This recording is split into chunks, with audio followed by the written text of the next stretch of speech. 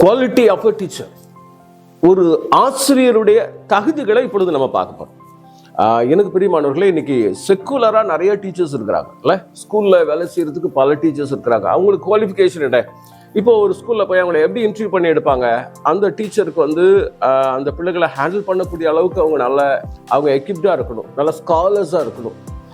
அடுத்தது வேற என்ன பாக்குறாங்க அப்படின்னு சொன்னா, லாங்குவேஜ் பாக்குறாங்க. ஸ்போக்கன் நல்லா இருக்கணும் அப்படின்றதெல்லாம் அந்த பிள்ளைகளுக்கு கொடுக்கப்படுகிற, அந்த டீச்சர்ஸ் கொடுக்கப்படுகிற ஒரு காரியம். ஆனா ஒரு சண்டே ஸ்கூல் டீச்சரை எப்படி சூஸ் பண்ணோம் இன்னைக்கு சர்ச்சஸ்ல அப்படின்னு சொல்லி கேட்டீங்கன்னா, சரி நீ வரியா, நீ வந்துரு, நீ வா சண்டே கிளாஸ் வா அப்படி இப்படின்னு சொல்லி கூப்பிட்டுறோம். அப்கோர்ஸ்.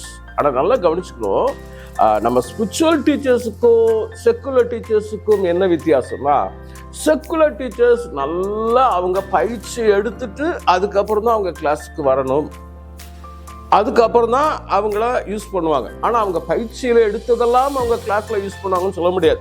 ஆனா சண்டே ஸ்கூல் டீச்சர் நீங்க அப்படி இல்லை. நீங்க ஒருவேளை எதுவுமே தெரியாம ஆண்டவருடைய அழைப்புல வந்திருக்கலாம், வெறும் பைபிளை மாத்திரம் எனக்கு தெரியும், அது தவிர வேற இன்னும் சண்டே கிளாஸ்க்கு தெரியாதுன்னு சொல்லி கூட வந்திருக்கலாம். ஆனா நீங்க கவனிச்சுக்கோங்க, நீங்க வந்ததுக்கு அப்புறம் தேவனுடைய சமூகத்துல இருந்து வேதத்தினுடைய வெளிச்சத்துல நீங்க கற்றுக்கொள்ள வேண்டிய காரியங்கள் பல விஷயம் இருக்கு இல்ல. அதுல ஒரு சில காரியத்தை மாத்திரம் இன்னைக்கு நம்ம டிஸ்கஸ் பண்ண போறோம். அப்ப இந்த லெசனுடைய தலைப்பு the quality of a Sunday school teacher. ஒரு சண்டே ஸ்கூல் ஆசிரியருடைய தகுதிகள் என்ன அப்படின்றதான் இந்த பாடத்துடைய முக்கியமான தலைப்பு. சரியா? ரைட். இப்ப முதல்ல டீச்சரை பத்தி பார்த்துக்கலாம். யூ த டீச்சர், முதல்ல நீங்க தான் ஆண்டவரால பயன்படுத்தக்கூடிய ஒரு ஆசிரியராக இருக்கிறீங்க. இந்த பிள்ளையை கொண்டு போய் எனக்காக வளர்த்துடு, நான் உனக்கு சம்பளம் கொடுக்குறேன் அப்படின்னு சொல்லி அன்னைக்கு பார்வோனின் குமாரத்தை சொல்லும் பொழுது அந்த அம்மா எடுத்துட்டு போய் அதை நர்ஸ் பண்ணாங்க இல்ல, அவங்க வளர்த்தாங்க. அதுக்கப்புறம் அவங்க நரிஷ்மெண்ட் எல்லாம் கொடுத்தாங்க, வளர்த்தாங்க. அதுக்கப்புறம் மோசையை கொண்டு வந்து அரண்மனையில் நிக்க வச்சாங்க. அரண்மனைக்கு கொடுக்க போகப்பட்டான். ஆனாலும் அவனுக்கு அந்த அரண்மனை வாழ்க்கையே பிடிக்கலையா, இது வேணான்னு வெறுத்து ஒதுக்கி தள்ளான்னு சொல்லி எபிரேய ஆக்கியோன் எழுதுறார். அப்படின்னா என்ன அர்த்தம்? அவங்க சரியாய் வளர்க்கப்பட்டாங்க, அந்த மோசையை வளர்க்கப்பட்டாங்க. சரி, இதெல்லாம் உங்களுக்கு இன்ட்ரோடக்ஷனா கொடுக்குறேன். இப்பொழுது நான் சொல்லக்கூடிய பாயிண்ட் மாத்திரம் மைண்ட்ல வச்சுக்கோங்க, இது வெரி வெரி இம்பார்ட்டன்ட். அப்போ ஒரு சண்டே ஸ்கூல் டீச்சர்ஸுக்கு நான் என்னென்ன தேவை இருக்கு, என்னென்ன அவங்க இருக்கணும், அவங்க குவாலிட்டியில இருக்கணும்னு நிறைய குணாதிசயம் இருக்கு. நான் ஒரு 1 2 3 4 5 எல்ஸ் சொல்றேன். எல்லுல அந்த எல்லாம் மாத்திரம் நல்லா மைண்ட்ல வச்சுக்கோங்க. இட்ஸ் பிப்ளிக்கல் ஸ்கோப்ல அல்லது பிப்ளிக்கலுடைய ஸ்டாண்டர்ட்ல வேதம் பார்க்கிற பார்வையில தான் இதை நான் சொல்ல போறேன். ரைட். நம்பர் 1, ஒரு சண்டே ஸ்கூல் டீச்சர் எப்படி இருக்குன்னா, ஃபர்ஸ்ட் அவங்களுக்கு வாய், கண்ணு, மூக்கு எல்லாத்த விட அவங்க காது கேட்கிற காதா இருக்கணும். இல்ல, ஏசுப்பா கூட சொன்னாரு, அங்கங்க பேசும்போது காது உள்ளவன் கேட்க கடவுள்னாரு. அப்படின்னா என்ன அர்த்தம்? அங்க இருக்க நிறைய பேருக்கு காது இல்லாமலா இருந்தாங்க. That is not like that. கேட்கிற காது அவங்களுக்கு இல்லை. அதனால உங்களை பார்த்து கேட்கிறேன், ஃபர்ஸ்ட் கேட்கிற காது. என்ன காது? கேட்கிற காது. யாக்கோபு எழுதின நிருபம் 1ஆம் அதிகாரம் 19ஆம் வசனம் அப்படி இருக்கு. நீங்க கேட்கறதுக்கு தீவிரமா இருங்க, பேசுறதுக்கு கொஞ்சம் பொறுமையா இருங்க, கோவப்படுறதுக்கு தாமதமாவே இருங்க அப்படின்னு சொல்லி. இந்த 3 குவாலிட்டியுமே கண்டிப்பா சண்டே ஸ்கூல் டீச்சர்ஸ்க்கு வேணும். இந்த வசனத்தை மறந்துடாதீங்க. அப்ப நீங்க கேட்கறதுக்கு தீவிரமா இருங்க. யார் சொல்றது கேட்கறது?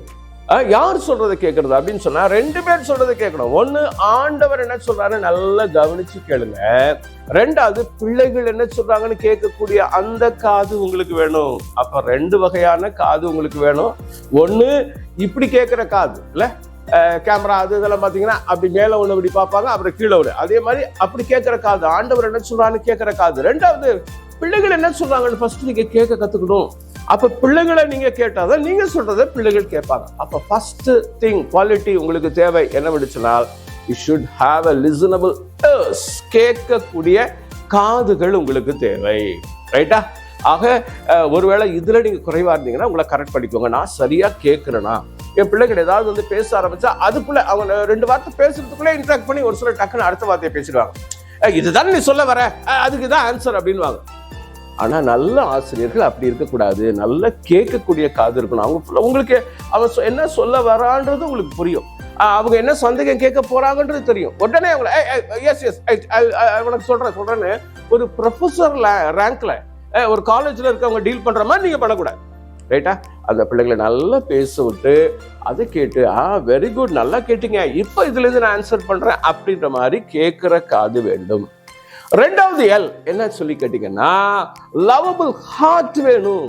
லவபிள் ஹார்ட் வேணும், அன்பான இருதயம் வேண்டும். இல்ல ரோமர் 12:9 போட்டிருக்கு, உங்கள் அன்பு மாயமற்றதாய் இருப்பதாக.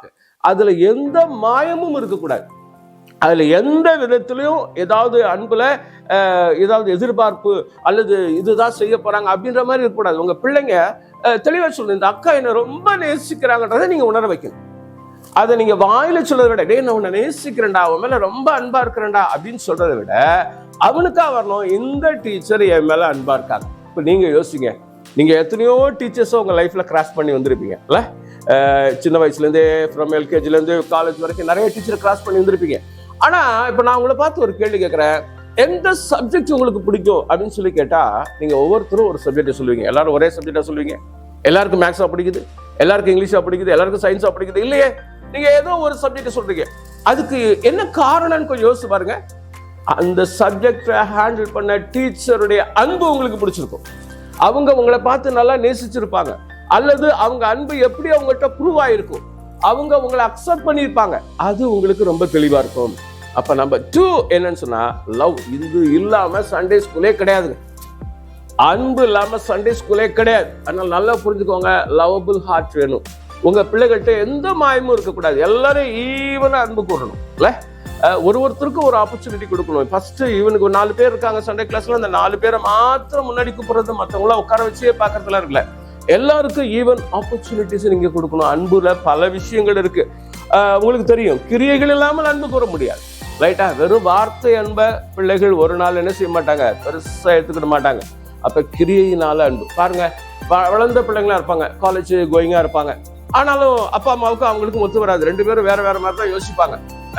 பேரண்ட்ஸ் யோசிக்கிற மாதிரி அவங்க அண்ணன் அக்கெல்லாம் யோசிக்க மாட்டாங்க. ஆனா நல்லா கவனிங்க, ஆனாலும் அந்த அன்புக்கு அவங்க கட்டுப்படுறாங்களே. காரணம் என்னன்னா, அவங்க சின்ன வயசுல இருந்தே அவங்க அன்பு அந்த பிள்ளைகள் மேல ப்ரூவ் பண்ணிருப்பாங்க. நான் உன்னை நேசிக்கிறேன்னதை பல விஷயத்துல அவங்க விரும்புறதை வாங்கி கொடுத்துருப்பாங்க, அல்லது அவங்க விரும்புற சாப்பாடு செஞ்சு கொடுத்துருப்பாங்க, அவங்க விரும்புற மாதிரி அவங்களுக்கு ட்ரெஸ் பண்ணி கொடுத்துருப்பாங்க. இதெல்லாம் இந்த பிள்ளைகளுடைய மைண்ட்ல வந்ததுனாலதான், என்னுடைய மைண்ட்ல வந்ததுனாலதான் நம்ம பேரண்ட்ஸ் ரொம்ப நேசிக்கிறோம் மற்றவங்களை விட. அதனால லவபிள் ஹார்ட். அப்ப ஃபர்ஸ்ட் என்னன்னு சொன்னா உங்களுக்கு லிசனிங், எஸ். 2வது லவபிள் ஹார்ட் வேணும். 3வது கற்றுக்கொள்ளுகிற மனது உங்களுக்கு வேணும். கற்றுக்கொள்ளுகிற அந்த மனப்பான்மை வேணும். இதை எப்படி சொல்லலாம்? லேர்னபிள் அப்படின்னு சொல்லலாம். லேர்னபிள் என்ன? கற்றுக்கொள்ளுகிற இருதயம் வேணும், கற்றுக்கொள்ளுகிற சிந்தை வேணும். அது என்ன கற்றுக்கொள்ளுகிறது அப்படின்னு சொன்னா, இயேசு இப்படியாக சொன்னார். மத்தேயு எழுதின சுவிசேஷம் 19ஆம் அதிகாரம் 29ஆம் வசனத்துல அவர் சொன்னாரு, என்னிடத்திலே வந்து நீங்கள் கற்றுக்கொள்ளுங்கள் அப்படின்னார். அப்படின்னா என்ன அர்த்தம்? வருத்தப்பட்டு பாரம் சுமக்கிறவங்களே நீங்க எல்லாம் எங்கிட்ட வாங்க, இளைப்பாறுதல் தர, நான் என்னுடைய காரியத்தை உங்க மேல வச்சிருக்கேன், உங்க சுமையை நான் சுமந்துக்கிறேன், என்னுடைய பாட்டை நீங்க லைட்டா சுமந்துக்கோங்க இப்படியெல்லாம் சொல்லிட்டு அவர் சொல்றாரு, எங்கிட்ட வந்து கற்றுக்கொள்ளுங்கள். அப்படின்னா என்ன அர்த்தம்? உன் பாரத்தை நான் சுமந்துக்கிட்டே இருக்கேன்னு ஆண்டவர் சொல்லல. மாறாக நீ கற்றுக்கொள்ள ஆரம்பிச்சிட்டீங்கன்னா இந்த பாரம் சுமக்கிறது உனக்கு சாதாரணமாய் போகும். நீ பல பேருடைய பாரத்தை சுமக்க ஆரம்பிச்சிருவ. அதான் அதனுடைய ரியல் மீனிங். ரைட்டா?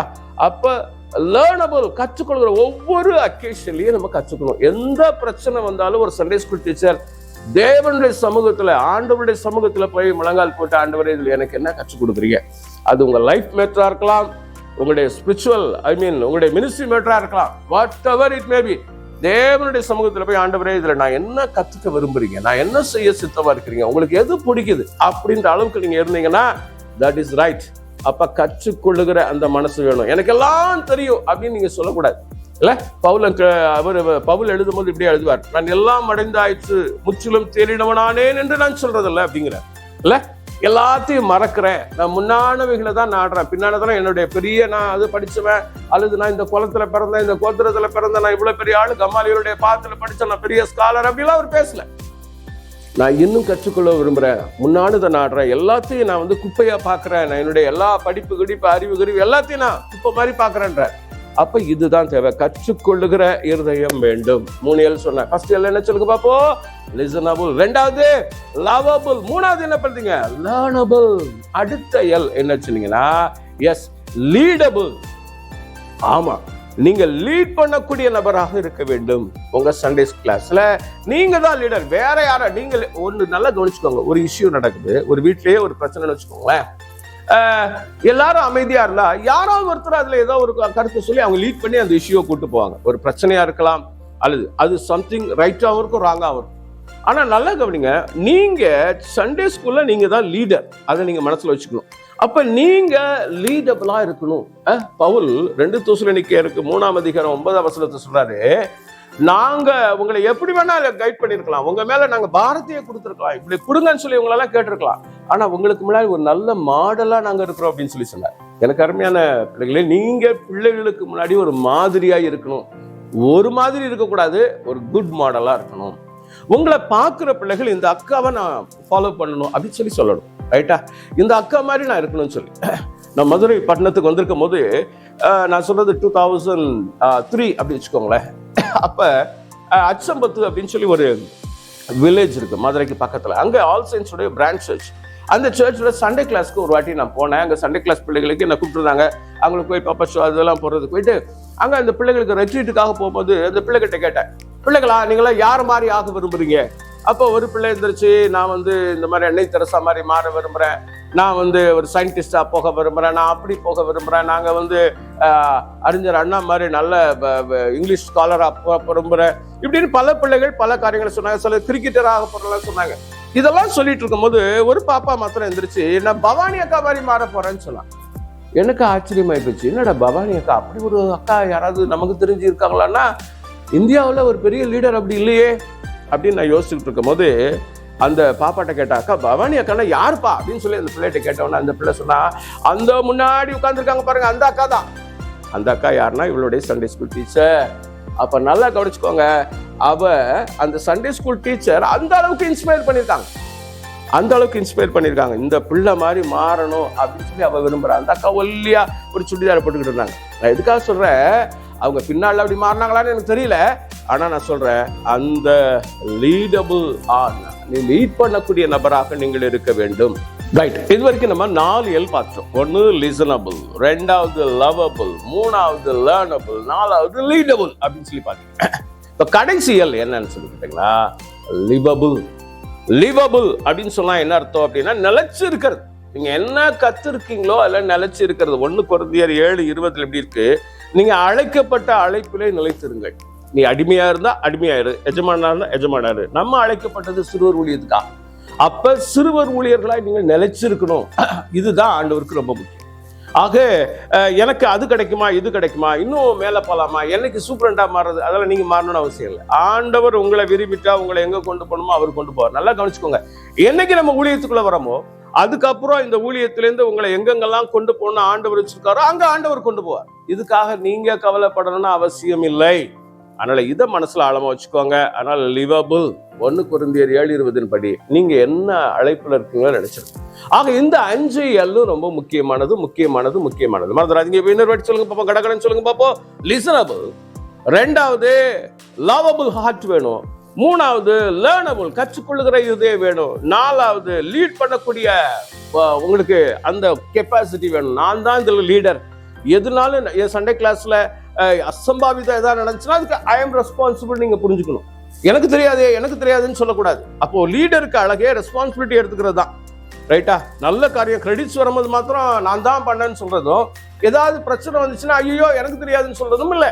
வரக்கூடிய அளவுக்கு முன்னாடியே ஜெபம் பண்ணி ப்ரிப்பேர் பண்ணி முன்னாடியே ப்ரேயர் பண்ணி அந்த இடத்துல எந்த பிசாசின் காரியங்களும் வந்துடக்கூடாதுன்னு சொல்லி ஜெபம் பண்ணிட்டு தான் நீங்க போகணும் சண்டே கிளாஸ்க்கு. டோன்ட் திங்க் சண்டே கிளாஸ்ல ஏதாச்சும் படக்கூடாது. ஏன்னா அந்த சண்டே கிளாஸ் நீங்க தேவனோடு பிள்ளைகளை கொண்டு வரீங்க, பிள்ளைகளோட இருதயத்தை ஆண்டவரோட இணைக்கிறீங்க, பிசாசுக்கு பிடிக்காது. அப்ப என்ன செய்யணும், நீங்க நல்ல ஜெபத்தோட வந்தாதான் அங்க சக்சஸ்ஃபுல் லீடரா நீங்க இருக்க முடியும். நான் சொல்றது ஒரு சண்டே லீடர் மாத்திரம் இல்ல, அந்தந்த ஒவ்வொரு கிளாஸுக்கு கூட நீங்க நல்ல லீடரா நீங்க இருக்கணும். அது வச்சுக்கோங்க. கடைசியா பாத்தீங்கன்னா எஸ் லிவபிள், நீங்க நிலைச்சு நிக்கணும். நீங்க என்ன ஸ்டாண்ட்ல இருக்கிறீங்களோ, எந்த இடத்துல என்ன சண்டே கிளாஸ் ஆண்டவர்களுக்கு கொடுத்துருக்காங்க அதுல நிலைச்சு நின்னா போதும், கர்த்தர் அந்த பிள்ளைகளை கொண்டு அற்புதங்கள் செய்வார். சரியா? அப்ப யூ த டீச்சர் இந்த குணாதிசயத்தோட இருக்கும். இதுக்கப்புறம் என்ன செய்யலன்னு சொல்லி பார்க்கலாமா?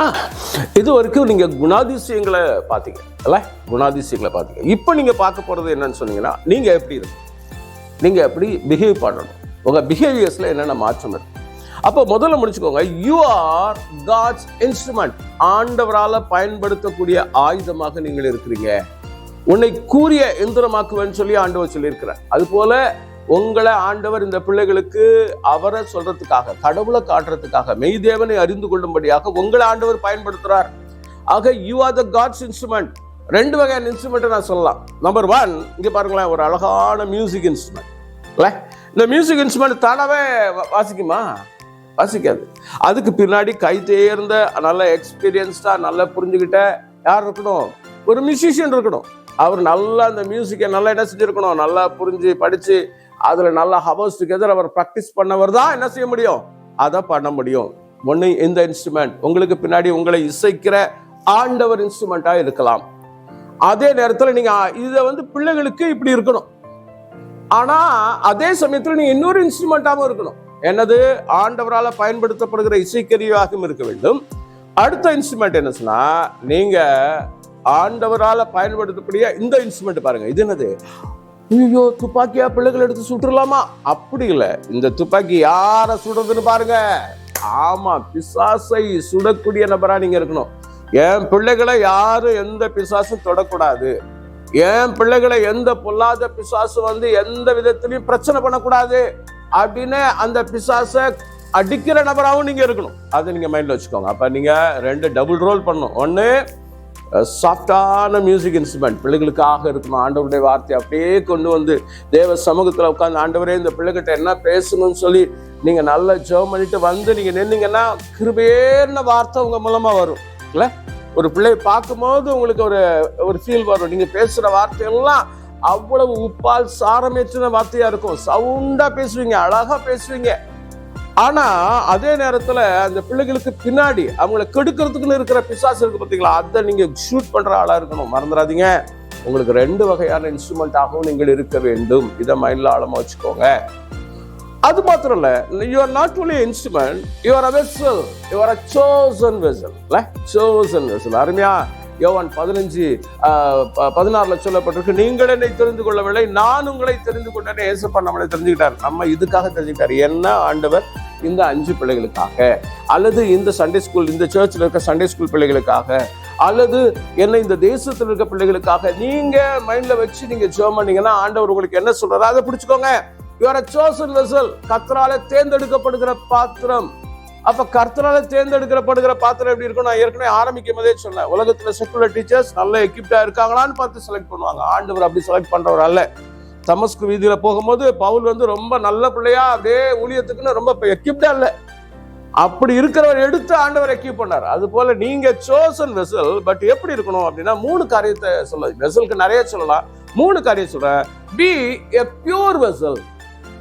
முதல்ல தேவை பரிசுத்தமான பாத்திரம் இருக்கணும். ஊழியத்தை செய்கிறவங்க பரிசுத்தமா இருக்கணும். அப்ப அனுதினமா நீங்க செக் பண்ணணும், நான் பரிசுத்தமா இருக்கேனா, என் லைஃப் பரிசுத்தமா இருக்கா, எனக்கு ஆண்டவருக்கு இருக்கிற கனெக்டிவிட்டி கரெக்டா இருக்கா, அப்படிலாம் நீங்க செக் பண்ணணும். ஒருவேளை ஏதாவது வேதனை உண்டாக்குற வழி இருக்கு, ஏதாவது தப்பு பண்ணிட்டோம், தேவ சமூகத்துல உட்கார்ந்து இன்னொரு விஷயம் ரத்தத்தினால கழுவுங்கன்னு சொல்லி பி எ பியூர் வெசல். 2வது வெசல் என்ன இருக்கணும் அப்படின்னா ஃபில்டு வெசலா இருங்க. அது என்ன ஃபில்டு வெசல்? எந்த அளவுக்கு, இப்போ உதாரணத்துக்கு ஒரு போர்ஷன் உங்களுக்கு நீங்க சண்டே கிளாஸ் எடுக்க போறீங்க, அந்த போர்ஷனை பத்தி முன்ன பின்ன ஓல்ட் டெஸ்ட்மென்ட்ல எங்க இருக்கு, மத்தேயு எப்படி சொல்லியிருக்காரு, மார்க் எப்படி சொல்லியிருக்காரு, அப்கோர்ஸ் உங்க பைபிள் போர்ஷன்ல அது கொடுக்காம இருக்கலாம். அந்த போர்ஷன் மாத்திரம் இல்ல, இது பத்தி அத்தனை டீடைல்ஸையும் நீங்க உள்ளே வாங்கி பிள்ளைகளுக்கு என்ன தேவையோ அது கொடுக்கணும் இல்ல. பிள்ளைகளுக்கு என்ன வேணுமோ அதை கொடுக்கணும். You be a filled vessel. நீங்க எந்த அளவுக்கு இதுக்காக ஒரு பைபிள் காலேஜில் போய் தனியா உட்காந்து படிங்கன்னு நான் சொல்லலை. ஆனா அந்த போர்ஷனை நல்லா படிச்சுக்கோங்க. படிக்கும்போது கேர்ஃபுல்லா படிங்க, கவனமா படிங்க. ஆண்டவரே என் பிள்ளைகளுக்கு தேவையானதை நான் படிக்கணும். அன்வான்டா ஏதாவது ஒரு எக்கச்சக்கமான ஸ்டஃப்பை கொண்டு போய் பிள்ளைகளுக்கு கொடுக்க கூடாது. ரைட்டா? அதையும் வச்சுக்கோங்க. அப்ப பியூர் வெசல், ஃபில்டு வெசல். 3வது ப்ரிப்பேர்டு வெசலா இருக்கணும். இது என்ன சொல்ல வர ப்ரிப்பேர்டு வெசல்னா, எப்பனாலும் எங்கனாலும் ஒரு சண்டே ஸ்கூல் பிள்ளைகளை ஹேண்டில் பண்றதுக்கு ஒரு 4 பிள்ளைங்க இருக்காங்க, டக்குன்னு அவங்களை ஆண்டவருக்குள்ள நடத்துறதுக்கு. பஸ்ல போறீங்க, பக்கத்துல ஒரு குட்டி தம்பி உட்கார்றான், அவனை கத்தருக்குன்னு சொல்றதுக்காக, இப்படி நீங்க ஒரு ப்ரிப்பேர்டு வெசலா இருக்கணும். ஆண்டவருக்குன்னு எப்படும் ஆயத்தமான பாத்திரம் வேண்டும். ஆண்டவருக்கு கமிட்டடான நபரா நீங்க இருக்கணும். ரொம்ப டேலண்டா கமிட்டானா ஆண்டவர் ரொம்ப விரும்புறது என்னது? கமிட்டான நபர்களை தான் விரும்புறாங்க. அதனால நீ கமிட்டடான ஒரு வெசலாக இருக்க வேண்டும். அப்ப you are instrument, you are vessel. 3வது உங்களுடைய அப்பியரன்ஸை பத்தி நம்ம பார்க்கலாம். அது என்ன அப்பியரன்ஸ்? முதல்ல உங்க தோற்றம், அது பார்க்கறதுக்கு ஓரளவுக்கு டீசெண்டா இருக்கணும். ரொம்ப அழகா பெரிய பட்டு சரியெல்லாம் போட்டுக்கிட்டு இருக்கிற நகையெல்லாம் போட்டுக்கிட்டு நீங்க சண்டே கிளாஸ் போகணும்னு அவசியம் இல்லை. பிள்ளைகளை விட பாரு, நீ அப்படி இருக்கிற நான் அப்படி இருக்கேன்னு சொன்னா பிள்ளைங்க உங்க பக்கத்துல வரதுக்கே யோசிப்பாங்க. சிம்பிளா இருக்கணும், சிம்பிளான ஹம்பிளா இருக்கணும், தாழ்மையா இருக்கணும். அந்த பிள்ளைங்க அப்ரோச்சபிளா இருக்கணும். இந்த பிள்ளைங்க பார்த்தவொடனே நம்ம ஒரு ஸ்லம்முக்கு கூட போகலாம், அங்க இருக்க பிள்ளைகளை கூட பார்க்கலாம், அல்லது ஹைஃபையா இருக்கிற சர்ச்சு கூட போகலாம். எங்க போனாலும் இந்த பிள்ளைகளுக்கு ஏற்ற மாதிரி, இந்த பிள்ளைகள் எங்க போறோம்னு யோசிச்சு அதுக்கு ஏற்ற மாதிரி நீங்க போங்க. அதுக்காக 2 வேஷம் போட வேணாம். கூடுமான வரைக்கும் எல்லாரும் அப்ரோச் பண்ணக்கூடிய அளவுல, படிச்சவங்களும் இருப்பாங்க, படிக்காதவங்களும் இருப்பாங்க, புவர் பேக்ரவுண்ட்ல இருப்பாங்க, ரொம்ப ஸ்காலர்ஸ் இருப்பாங்க. அப்ப எல்லாரும் அப்ரோச் பண்ணக்கூடிய அளவுல உங்க ட்ரெஸ் இருக்கணும், உங்களோட அப்பியரன்ஸ் அப்படி இருக்கணும். ஒரு வார்த்தை சொல்லுவாங்க, be clean to be nearer. உங்களுக்கு பிடிச்சுன்னு சொல்லிட்டு பச்சை சட்டையே அல்லது பச்சை புடவையே கட்டிக்கிட்டு நீங்க எல்லா சண்டே கிளாஸுக்கும் போனீங்கன்னா அடுத்த வாரம் ஒருவேளை மழை வந்து நீங்க துவைக்காம போயிட்டீங்கன்னா அப்புறம் பிள்ளைங்க பக்கத்துல வரவே யோசிப்பாங்க இல்ல. அப்போ உங்க பக்கத்துல வரக்கூடிய நம்ம அளவுக்கு நீங்க கிளீனா இருக்க கற்றுக்கொள்ளுங்கள், அப்ரோச்சபிளா இருக்க கற்றுக்கொள்ளுங்கள். அடுத்தது உங்க பிசிக்கல் அண்ட் ட்ரெஸ், இது ரெண்டாவது நீங்க முக்கியமா பார்த்துக்கணும். ரைட்டா? ரொம்ப லிப் பாம், லிப்ஸ்டிக் அதெல்லாம் போட்டுக்கிட்டு என்னது இதெல்லாம் உங்களுக்கு என்னது உடைசு அந்த புருவத்தெல்லாம் ரொம்ப ஷார்ப் பண்ணிக்கிட்டு கண்ணுல மையெல்லாம் விட்டுக்கிட்டு இப்படி பிள்ளைகளுக்கு முன்னாடி போய் நிற்கணும் அப்படின்னு சொல்லி நாங்கள் விரும்பல. சரியா? அது நீங்க கல்யாணத்துக்கு போகும்போது எங்கேயாவது ஃபங்க்ஷனுக்கு போகும்போது நீங்க போங்க, அது சப்டியும் அது போடக்கூடாதுன்னு நான் சொல்ல வரல. அதே மாதிரி மேல்ஸுக்கும் ரொம்ப என்ன செய்யுது, இவ்வளோ பெரிய தாடியை வளர்த்துக்கிட்டு போய் பிள்ளைகளுக்கு முன்னாடி சண்டை கிளாஸ் எடுக்கலாமா? That is not right. அது சரி கிடையாது. பிள்ளைகளுக்கு அந்த அதெல்லாம் வந்து வித்தியாசமா இருக்கும். அதனால எது தேவையோ நீங்க வச்சுக்கலாம். தாடி வைக்க கூடாதுன்னு சொல்ல. இப்ப நான் கூட ஒரு தாடி வச்சிருக்கேன். ரைட்டா? எனக்கு ஒரு ட்ரேட்மார்க் மாதிரி இது இருக்கு, அதனால நான் வச்சிருக்கேன். That is thing. உங்களால எப்படி முடியுமோ அப்படி வைங்க. ஆனா அதுக்காக பிள்ளைகளை பயமுறுத்துற அளவுக்கு எனக்கு பிடிக்கும், அது யாரும் கேள்வி கேட்க கூடாது இப்படின்னு இருந்தா you are not fit for the Sunday school teacher. Okay, திரும்ப சொல்றேன், எனக்கு பிடிச்சதான் நான் செய்வேன் அப்படின்னு சொன்னா நீங்க தயவு செய்து இந்த சிறுவர் ஊழியத்தை செய்வதற்கு இன்னும் நீங்கள் பக்குவப்படவில்லை. அதனால தயவு செய்து உங்களை நீங்க கரெக்ட் பண்ணிக்கோங்க. அதனால பிசிக்கல், அது மாதிரி உங்க ட்ரெஸ்ஸையும் நீங்க கரெக்ட் பண்ணிக்கோங்க. போறதுக்கு முன்னாடியே நான் கரெக்டா இருக்கேனா, என் ட்ரெஸ் எல்லாம் கரெக்டா இருக்குதா, நல்லா இன் பண்ணிருக்கேனா, ஜிப் எல்லாம் கரெக்டா போட்டிருக்கனா, இதெல்லாம் நீங்க செக் பண்ணிட்டு போகணும். இல்லைன்னா அங்க போனோம்னா பிள்ளைங்க பார்த்து சிரிச்சிருவாங்க இல்ல. நம்ம கிடுகிடுன்னு அவசரத்துல கிளம்பி ஏதோ போவோம், பேண்ட்ல ஜிப்பு போடாம போயிட்டோம்னு வச்சுக்கோங்க, என்ன நடக்கும் யோசிச்சு பாருங்க. பிள்ளைங்க பார்த்து பழக்கம் சிரிக்க ஆரம்பிச்சிருவாங்க. எல்லாம் நல்லா தான் இருக்கும், ஆனா பிள்ளைங்களுக்கு அது வித்தியாசமா இருக்கும்ல. அதுக்கப்புறம் உங்க சண்டே கிளாஸே ஃபிளாப் ஆயிடும். எல்லாரும் பார்த்து ஒருத்தர் சிரிப்பாங்க, அப்புறம் டோட்டலாவே ஃபெயிலியர் ஆன மாதிரி ஆயிடும். அதனால பி கேர்ஃபுல். இதுல நீங்க கவனமாக இருக்க வேண்டும். அடுத்தது ஒரு கிளாஸ் ரூம். நீங்க எடுக்கிறது மரத்தடியா இருக்கலாம் அல்லது ஒரு வீடா இருக்கலாம். பிள்ளைகளுக்கு ஒரு பக்கா கிளாஸ் ரூமை நீங்க ரெடி பண்ணுங்க. அந்த கிளாஸ் ரூம்னா என்னது, அதுல போர்டு கிட்டலாம் போட்டு அதெல்லாம் முடிஞ்சா செய்யுங்க. இப்பெல்லாம் உங்களுக்கு சும்மா வால் ஹேங்கிங் லைட்டா எழுதுற மாதிரி போர்டெல்லாம் இருக்கு. அது மாதிரி நீங்க அழகான போர்டு வச்சுக்கோங்க. ஃபர்ஸ்ட் கிளாஸ்ல என்னென்ன இருக்கணும், பைபிள் இருக்கணும். ஃபர்ஸ்ட் நீங்க சொல்லிக் கொடுக்குற வசனம்னா பைபிள்ல இருந்தா இருக்குன்றதை பிள்ளைகளுக்கு தெரிய வைக்கணும். ஒரு பாட்டு எடுக்கும்போது டக்குன்னு பைபிள் இருக்கு, இத்தனை வசனத்துல இருக்குன்னு நீங்க எடுத்து கொடுக்கணும். அப்ப பைபிள் ஃபர்ஸ்ட் தேவை. அடுத்தது நீங்க ஏதாவது கரிக்குலம், ஏதாவது அவங்களுக்கு ஒரு சிலபஸ் பயன்படுத்துறீங்க, அந்த புக்ஸ் எல்லாம் நீங்க எடுத்து ரெடியா வச்சுக்கணும். அடுத்தது நீங்க என்ன சப்ஜெக்ட் எடுத்து போறீங்களோ அதுக்கான விஷுவல் ஐடு உங்களுக்கு பக்காவா வேணும். அழகான விஷுவல் ஐடு, நீங்க படத்தை நீங்க எடுத்துட்டு போகலாம். அடுத்தது பாடல் எழுதும் போது ஒரு சாங் சார்ட்டோட போகணும், வெறுமையா போகக்கூடாது. ரைட்டா? அடுத்தது கொஞ்சம் பிரைசஸ் வச்சுக்கணும். எப்பயுமே பேக்கெட்ல கொஞ்சம் என்ன செஞ்சுக்கணும், பிரைசஸ் வச்சுக்கணும். பிள்ளைகள் ஏதாவது கேட்கும்போது டக்குன்னு ஆன்சர் பண்ணும்போது கொடுக்கறதுக்கு, ஒரு பர்த்டே சைல்டு இருக்கும் அவங்களுக்கு கொடுக்கறதுக்கு ஏதோ ஒண்ணுக்கு நீங்க ஒரு பிரைசஸும் வச்சிருக்கணும். அடுத்தது ஒரு அட்டண்டன்ஸ் ஷீட் வச்சிருக்கணும். அதாவது உங்களுக்கு சரியான நோட்டு போட்டு எந்த பிள்ளை இன்னைக்கு வந்தா அப்ப பிள்ளைகளுக்கு தெரியும் நம்மள நோட் பண்றாங்க, நம்மள அட்டண்டன்ஸ் பண்றாங்க, பின்னால நமக்கு அது பிரைஸ் கொடுப்பாங்க இப்படின்ற அந்த எண்ணம்லாம் அதுல வரும். அப்ப அட்டண்டன்ஸ் ஷீட் வச்சிருக்கணும். அதுக்கப்புறம் ஏதாவது ஆக்டிவிட்டி பண்ண போறோமா, அந்த ஆக்டிவிட்டிக்கு கப்ஸ் வேணுமா, பால் வேணுமா, அல்லது வேற ஏதாவது கம்ஸ் வேணுமா, எல்லாத்தையும் நீங்க எடுத்து ரெடி பண்ணி வச்சுக்கிட்டு நீங்க போறது நல்லது. அப்ப ப்ரிப்பேர்டா போறது நல்லது. ஒரு ஆசிரியர்கள் உங்க கிளாஸ் ரூம் அரேஞ்ச்மெண்ட்ஸ்ல இவ்வளவு தேவை. ரைட்டா? அப்ப இதுக்கப்புறம் என்ன பண்ணணும் அப்படின்னு சொன்னா, ஒரு டீச்சர் எப்படி இருக்கணும், எப்படி இருக்கக்கூடாது அப்படின்றத பார்க்கலாமா? ரைட். நம்ம ஃபர்ஸ்ட் பார்த்தது ஒரு ஆசிரியருடைய குணாதிசயங்களை பார்த்தோம் இல்ல, 5 L பார்த்தோம்ல, உங்களுக்கு ஞாபகம் இருக்கு. அடுத்தது வேதம் எப்படி எதிர்பார்க்கிறது அப்படின்னு சொல்லி பார்த்தீங்க. இப்ப உங்களுக்குள்ளே சில கேள்விகள் கேட்கலாம். Ask for your self. என்ன கேள்வி கேட்கலாம் அப்படின்னு சொல்லி கேட்டீங்கன்னா, am I making or breaking? நான் கட்டுறனா இல்ல உடைக்கிறனா, அது நீங்க கேட்கணும். இந்த பிள்ளைகளுடைய வாழ்க்கையை நான் ஆண்டவருக்காக கட்டிக்கிட்டு இருக்கேனா அல்லது நான் உடைக்கிறேனான்னு சொல்லி நீங்க கேட்கணும். சம்டைம்ஸ் ஒரு சிலருக்கு அவங்களுக்கு தெரியாமலே ஒரு அபிஷேகம் இருக்கும். என்னது, அவங்களுக்கு தெரியாமலே உடைச்சு போட்டுக்கிட்டே போயிட்டு இருப்பாங்க. சில நடக்கும்போதெல்லாம் பார்த்துருக்கீங்களா, நடுவில் ஒரு சேர் இருக்கும், இல்லை சில டம்ளர் இருக்கும், அவங்க பாட்டு நடந்து போவாங்க, அது கீழே விழுவதை பற்றிலாம் மைண்ட் பண்ணவே மாட்டாங்க, அவங்க பாட்டுக்கு ஏதாவது யோசிச்சுட்டு போயிட்டே இருப்பாங்க. அந்த மாதிரி நான் இருக்கிறேன்னா, மற்றவங்களை பற்றி யோசிக்காத அளவுக்கு கவனம். அப்போ பிள்ளைகளை நான் கட்டுகிறேனா அல்லது உடைக்கிறேனா? am I making or breaking? ஒரு கொஸ்டின் கேட்டுக்கோ. இன்னொரு கேள்வி உங்களை கேட்டுக்கலாம், நான் எஃபிஷியண்டா இருக்கனா எல்லாம் எஃபெக்டிவா இருக்கனா? am I efficient or effective? இப்ப தமிழ்நாடு அரசு அல்லது இந்திய அரசாங்கம் நல்ல ஆசிரியர்கள் விருது கொடுக்கறது இல்ல, குட் டீச்சர், பெஸ்ட் டீச்சர் அவங்களுக்கு எல்லாம் கொடுக்குறாங்க. இப்ப நான் உங்களுக்கு கேள்வி கேட்கிறேன், நல்ல ஆசிரியர்கள் யாருக்கு கொடுக்குறாங்க? எஃபிஷியன்சிக்கு கொடுக்குறாங்களா, எஃபெக்டிவ்னஸுக்கு கொடுக்குறாங்களா? கொஞ்சம் யோசிச்சு பாருங்க. எஃபிஷியன், இது ரெண்டுக்கும் என்ன வித்தியாசம் சொல்றீங்களா? எஃபிஷியன்சினா ரொம்ப திறமையான ஆசிரியர்கள், அவங்க டீச் பண்ண ஆரம்பிச்சாங்கன்னா அப்படியே மக்கள் அப்படியே உட்காந்து ஆணு கவனிப்பாங்க, சில பேச்சாளர்கள் கேட்டுக்கிட்டே இருக்கலாம். இது எஃபிஷியன்சி. எஃபெக்டிவ்னஸ்னா அவங்க என்ன கண்டென்ட் பேசுறாங்களோ அந்த கண்டென்ட்டுக்கு ஏற்ற மாதிரி அவங்க ஆடியன்ஸ் அடுத்தது மாறி போவார்கள், சேஞ்ச் ஆகி போவாங்க. இதெல்லாம் எஃபெக்டிவ்னஸ். நம்ம சர்ச்சில் கூட பார்த்தீங்கன்னா 2 வகையான பிரசங்கிகள் வருவாங்க. ஒரு பிரசங்கி ரொம்ப திறமையா பேசுவார், அவர் பேசுறதே அந்த 3 மணி நேரம் 2 மணி நேரம் போறதே தெரியாது, ஜாலியா இருக்கும். இது எஃபெக்டிவ்னஸ் இல்லை, எஃபிஷியன்சி. இன்னொரு சில பிரசங்கிமார் வருவாங்க, அமைதியாக அவங்க பேசிட்டு போவாங்க, ஆனா அந்த வேத வசனங்கள் உள்ளுக்குள்ள பெரிய சேஞ்சஸ் உண்டு பண்ணி உடைந்த குடும்பங்களை கட்டும், நொறுங்கின இருதயங்கள்லாம் கரெக்ட் பண்ணும். இது எஃபெக்டிவ்னஸ். இப்ப 2 பேர்ல நீங்க யாராருக்கு விரும்புறீங்க? எஃபிஷியன்சியா இல்ல எஃபெக்டிவ்னஸா? எனக்கு அருமையானவர்களே, ஆண்டவருக்கு எப்படி இருக்கணும்னா நம்ம எஃபெக்டிவா இருக்கணும் தான் ஆண்டவர் விரும்புறாங்களே தவிர எஃபிஷியன்சின்றது செகண்டரியா வச்சுக்கலாம். அதனால எஃபிஷியன்சியா நீங்க ஆகக்கூடாதுன்னு அவசியம் இல்லை. நீங்க இன்னும் செய்ய ஆரம்பிக்க, சண்டே கிளாஸ் நல்லா பண்ண ஆரம்பிக்க, உங்க ஸ்டோரி டெல்லிங்ல எஃபிஷியன்சி வந்துடும், சாங் டீச்சிங்ல எஃபிஷியன்சி வரும், கேம்ல எஃபிஷியன்சி வரும், ஹேண்ட்லிங் தி சில்ட்ரன்ல எஃபிஷியன்சி வரும். மற்றவங்களாம் பார்த்து சூப்பரா இருக்கு, எங்களுக்கு ட்ரைனிங் கொடுக்குவாங்கன்னு உங்களை கூப்பிட்டுருவாங்க. ஆனா என்ன ஒரு சிக்னஸ் வரும்னா அங்க எஃபெக்டிவ்னஸ் கொஞ்சம் கொஞ்சமா குறைய ஆரம்பிக்கும். என்ன, போவீங்க, ப்ரோக்ராம் பண்ணுவீங்க, வரீங்க, அப்போ ப்ரோக்ராம் ஓரியன்டா ஆயிடுவீங்க. யாராவது ஒரு ஸ்டேஜ் கொடுத்தா அந்த ஸ்டேஜில் நின்று நான் பண்ணிடுவேன், அவ்வளோதான். தட்ஸ் என்னுடைய ஒர்க்கை முடிச்சுவா நான் வந்துட்டே இருப்பேன். ஆனால் கீழே சேஞ்சஸ் நடந்துச்சுன்னா நடந்திருக்காது. ரைட்டா? அதனால ஃபர்ஸ்ட் கேள்வி am I making or breaking? 2வது கேள்வி am I efficient or effective? இந்த 2ல கேட்கும். 3வது கேள்வி am I encouraging or discouraging? Encouragement builds அதர்ஸ்னு சொல்லுவோம்.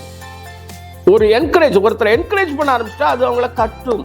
உதாரணத்துக்கு ஒரு பையன் இருக்கான், அவன் சரியா சண்டே கிளாஸ் வர மாட்டான், ஏதோ ஒன்று பண்றான், இப்படி செய்யறான். இப்படி ஒரு சண்டே கிளாஸ் பையன் எனக்கு இருந்தான். அப்ப அந்த பையனை நான் என்ன செஞ்சேன், யோசிச்சேன், இவன் என்னடா செய்யறாங்க. ஒரு நாள் என்ன பண்ணேன், எல்லாரும் முடிச்ச உடனே அவனை கூப்பிட்டு, இன்னைக்கு இந்த சங்கருக்காக எல்லாம் கை தட்டுங்க அப்படின்னா எல்லாம் கடகடன்னு கை தட்டினாங்க. ஏன் தட்டினீங்க தெரியுமா? ஏன்னா அவர் பின்னாடி உட்காந்து ரொம்ப சேட்டையெல்லாம் பண்ணுவான், என்னை டெஸ்ட் பண்ணிட்டே இருப்பான், அவன் டிசிப்ளின் ப்ராப்ளத்துக்கு நிறைய இருக்கும். அவனை கூப்பிட்டு முன்னாடி வச்சு கை தட்ட சொன்னேன். எல்லாம் கை தட்டினாங்க. முடிச்ச உடனே சொன்னேன், ஏன் கை தட்டினாங்கன்னு தெரியுமா? அண்ணனுக்கு ஏன் கை தட்ட சொன்ன தெரியுமா? அண்ணன் தான் இன்னைக்கு ஃபர்ஸ்ட் கிளாஸுக்கு வந்தது. அவர் வசனம் படிக்கல, புக்கை சரியா ஒர்க் பண்ணல, தட் இஸ் டிஃபரெண்ட். ஆனா ஃபர்ஸ்ட் கிளாஸுக்கு வந்தாருன்னா அவன்கிட்ட இருக்க ஒரு பெஸ்ட்டை கண்டுபிடிச்சேன். அப்போ ஒரு ஒர்ஸ்ட்கிட்டே ஒரு பெஸ்ட்டை கண்டுபிடிச்ச உடனே அதுக்கப்புறம் அவனுடைய பிஹேவியர்ல சேஞ்சஸ் பார்த்தேன். அவன் அடிக்கடி வந்து பேச ஆரம்பிச்சான். என்னையும் இவங்க நேசிக்கிறாங்க, என்னையும் முன்னாடி நிற்க வச்சு கொஞ்சம் பெருமை பாராட்டுறாங்க, என்னையும் ஒரு மனுஷனா மதிக்கிறாங்க. ஏன்னா அவங்க வீட்டில் அவனை பெருசா மதிக்க மாட்டாங்க. அப்ப இப்படி பர்சனலா பேச ஆரம்பிச்சான். அப்புறம் அவனை கொஞ்சம் கொஞ்சமா கட்டுவதற்கு எனக்கு ஆண்டவர் உதவி செய்தார். உங்களுக்கு சொல்றேன், அப்ப என்கரேஜ் பண்ணக்கூடிய ஆசிரியர்களாக நீங்கள் இருக்கணும். டிஸ்கரேஜ் பண்ணிட்டீங்கன்னா, ஒரு சின்ன விஷயத்துல டிஸ்கரேஜ் பண்ணீங்கன்னா அதோட அவன் சண்டே கிளாஸை விட்டு போயிடுவான், இன்னும் 2 கூட்டத்தை கூட கூட்டிட்டு போயிடுவான். ரைட்டா? அதனால பி கேர்ஃபுல். இந்த 3 கேள்வி, am I making or breaking, efficient or effectiveness? 3வது am I encouraging or discouraging? அடுத்தது ஒரு சண்டே ஸ்கூல் டீச்சர் எப்படி இருக்கக்கூடாது அப்படின்னு சொல்ல போறேன். பி கேர்ஃபுல், இது ரொம்ப முக்கியமானது. ரைட்டா? எப்படி இருக்கக்கூடாது? ஃபர்ஸ்ட் சொல்றேன், you are not a babysitter. பேபிசிட்டர்னா என்னது பாருங்க, அந்த கிரஷ்ல எல்லாம் சின்ன குழந்தைகள்லாம் கொண்டு போய் விட்டுட்டு 12 மணிக்கு வந்து கூட்டுக்குவாங்க இல்ல, பிஃபோர் ப்ரீகேஜி அல்லது ப்ரீகேஜி லெவலில் இருக்க பிள்ளைகள், அங்க இருக்கவங்களுக்கு எல்லாம் பேபி சிட்டர்னு பேர் சொல்லுவோம். அப்ப காலையில 8 o'clock 9 o'clock அந்த பேரண்ட்ஸ் கொண்டு போய் அந்த பிள்ளைகளை விடும்போது இவங்க, ஹாய் ஹனி, கம்மியா வாங்க, சொல்ல முடியாங்க, உங்களுக்காக தான் நான் வெயிட் பண்ணிட்டு இருக்கிறேன், வாங்க விளையாடலாம். அந்த பிள்ளைங்க அழுவாங்க அம்மாவை விட்டுட்டு வர்றதுக்கு, ஏன்னா குட்டியா இருப்பாங்கல்ல. அப்ப ஒரே சந்தோஷப்படுத்தி அவங்களை அப்படியே ஜாலியா கூட்டிட்டு போவாங்க. ஒரு 12:30 1 o'clock 2 o'clock ஆகுது, அவங்களுக்கு சாப்பாடெல்லாம் ஊட்டுறது போறதெல்லாம் முடிஞ்சிடும். இப்ப 2 மணி ஆனோடனே மம்மி போன் பண்றாங்கன்னு வச்சுக்கோங்க, இன்னைக்கு கொஞ்சம் ஆபீஸ்ல வேலை இருக்கு, நான் கொஞ்சம் லேட்டா வரேன், கொஞ்சம் பிள்ளைய பாத்துக்கோங்கன்னு உடனே இந்த பேபி சிட்டரோட பிஹேவியரே மாறும். ஏன் பேசாம அங்க போய் உட்காரு, ஏன் உங்க அம்மா சொன்ன நேரத்துக்கு வர மாட்டாங்களா, இதோட பெரிய தொல்லையா இருக்கு பாரு, நம்மளே விட மாட்டேங்குது, ஏன்னா அவங்க வீட்டுக்கு போக முடியாது. புரியுதா உங்களுக்கு? This is the behaviour of baby sitter. எல்லா இடத்துலயும் எப்படி இருக்காங்க நான் சொல்ல வரல. ஆனா காசுக்காக அல்லது பணத்துக்காக செய்யறவங்க அப்படிதான் மைண்ட் செட்ல இருப்பாங்க. அப்போ ஒண்ணு புரிஞ்சுக்கோங்க, you are not a baby sitter. ரைட்டா? நான் ஏற்கனவே சொன்னேன், லவபிளா இருக்கணும், you are not a baby sitter. சில இடத்துல சிறுவர் ஊழியர்கள் என்ன செய்வாங்கன்னா கிளவுன் மாதிரி ஆயிடுவாங்க. அப்ப you are not a clown. புரிஞ்சுக்கோங்க. நிறைய இடத்துல பாத்தீங்கன்னா பிள்ளைகளுக்கு முன்னாடி குதிப்பாங்க, ஆடுவாங்க, ஸ்கிட்ச் போடுவாங்க, ஸ்கிட்ல அப்படியே ரசிக்க வைப்பாங்க, சிரிப்பாங்க. அப்ப இவங்களை பார்த்தாலே பிள்ளைங்க சிரிக்க ஆரம்பிச்சிருவாங்க. அண்ணாச்சி சூப்பர், நீங்க அழகா பண்ணீங்க, அப்படி இப்படின்னு அவங்கள பார்த்து சிரிக்க ஆரம்பிச்சிருவாங்க. அப்படி கிளவுனாவும் மாறிடக்கூடாது. கண்டென்ட் கொண்டு போய் சேர்க்கலாமே தவிர அதுக்காக நீங்க கிளவுனா அவங்கள பார்த்தாலே பிள்ளைகள் சிரிக்கிற மாதிரி ஒரு ஜோக்கர் மாதிரி நீங்க ஆயிடக்கூடாது. அப்ப first you are not a baby sitter, you are not a clown. மனசுல வச்சுக்கோங்க, நீங்க ஆண்டவரால் பயன்படுத்தக்கூடிய நபரா இருக்கிறீங்க. மூணாவது, சரி இப்படி இருக்கக்கூடாது, ஒரு போலீஸ்மேன் மாதிரி ரொம்ப ஸ்ட்ரிக்டா, அமைதியா உட்கார், பேசாம உட்கார், அடிச்சு விடுவார், யாரும் எந்திரிச்சுன்னா மண்டையில அடிப்பேன், இப்படின்னு கையில ஒரு குச்சி வச்சுட்டு போலீஸ்மேன் மாதிரி நீங்க பிஹேவ் பண்ணக்கூடாது.